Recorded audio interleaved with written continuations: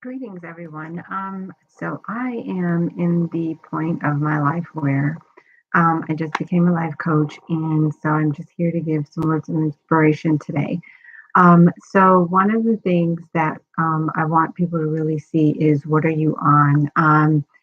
These four words changed my life forever. I was dating a guy, and in the midst of me going through with him, there was this. Text message that I'm sending, and I'm just sending this message, and it was just I was just coming from just ranting and raving. And I'm ready for the fight. I'm ready for the pull. I'm ready for him to give me something back, and it never happened. And the only thing that he said to me the next day was these four words, and these four words literally changed my life. And it was, "What are you on?" And when I saw the message, I thought, "Oh my God, like what am I on?" So I put the phone down and I began to weep because I thought, man, I'm in such a negative space that I couldn't even see that there were little things that were working within us. And me being a single woman is difficult because I don't have, the background of having a relationship. So I didn't even know how to navigate through the relationship because it was just something that just happened.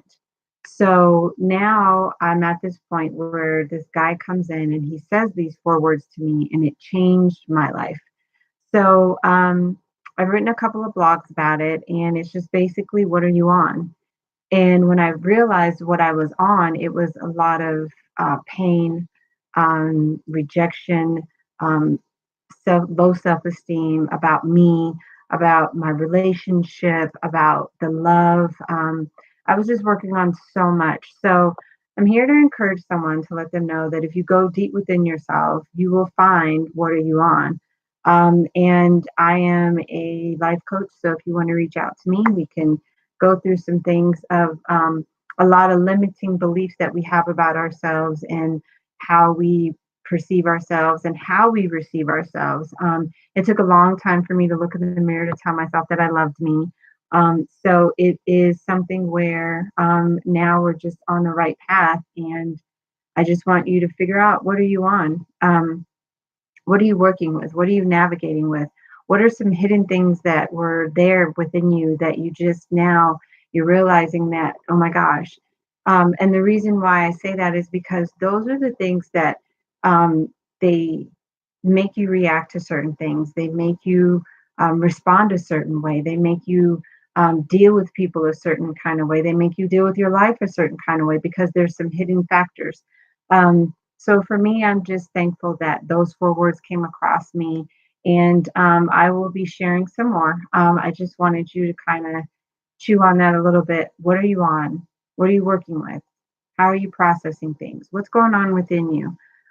When he said those words to me, it made me really just sit back and take time out from friends, people that I thought were my friends, from just a lot of outside forces that were making me think a certain way. And I really had to see me. And when I saw me, it was like, wow, those things were just working um, so so phenomenal quickly in my life. And so now just to do the turnaround and shifting how I think and shifting how I process things. And so now I'm taking more of a step of reinventing me, reinventing my processes, my patterns, my behaviors, because not everybody thinks like me, not everybody behaves like me, but I know me. And so when I got to know me and the factoring of why I was doing what I was doing, it was affecting my business.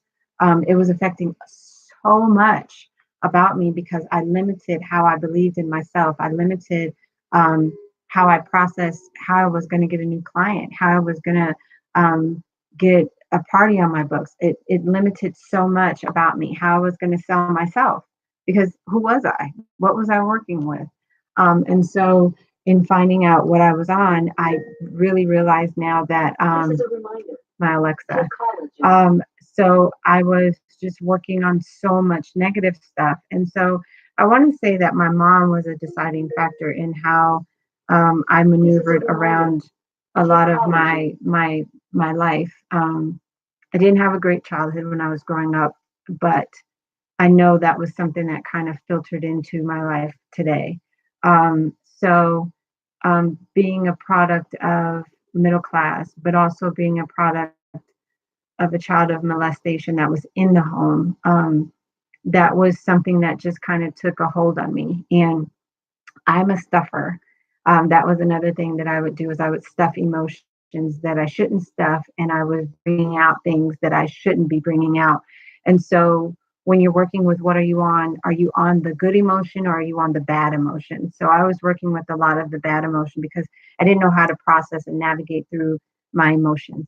Um, and so I too have a life coach, and she's awesome. And as I'm talking to her, I'm realizing that, geez, my mom really affected a lot of the way I thought, the way I processed, the way I dealt with my relationships, the way I dealt with my children, the way I dealt with myself. And it's how we handle ourselves is how we begin to handle others. And so when you think about what are you on, what are you working with? What are some factoring in your life that you're playing in yourself? Like how are you falling through with your emotions, with your relationships, with your friends, with your coworkers, with your children? I remember when I was just younger in my 20s, and I had my two girls at the time, and I was just working on so much anger. I was so angry, but I couldn't really express why I was angry. I couldn't even express where the anger was coming from. um, and it wasn't until my mid 20s is when I found out why um, I was so angry. And my mother used to cage me in. And so she used to box me in when we were having our altercations. And I remember I'd see myself just cowering over and not being able to tell her how I really felt because I respected her because she was my mother and then she was an elder. And just going to church in the Bible, remembering the Bible says, honor thy mother and thy father in all thy ways, that thy days may be long in the earth. And so I never wanted to disrespect her, but I never was able to say how I felt. And I remember we were having our altercation, and how she would get me was she would cage me in. And so I'm in this box. And I remember I asked her, why did she stay with my abuser for so long? And one of her responses was, because I didn't want to be like you. And she was like, I didn't want to be struggling and broke and trying to figure out my way. And I thought, wow, so you sold me to the river for money or stability. That was so disheartening to me. And on that day, I remember I just walked around her. And it wasn't a form of disrespect, but it was a form of me taking my life back. It was a form of me taking control of me and allowing me to be me. It took me a long time, 20 years later, just to be authentic enough to realize that I did have some issues and I had some concerns and I had some things that were really troubling my soul. And it wasn't until that fateful day that I sent that message that that changed my whole life, my whole outlook, and my whole perception of what was going on within me. Not so much as outside of me, but what's going on within me.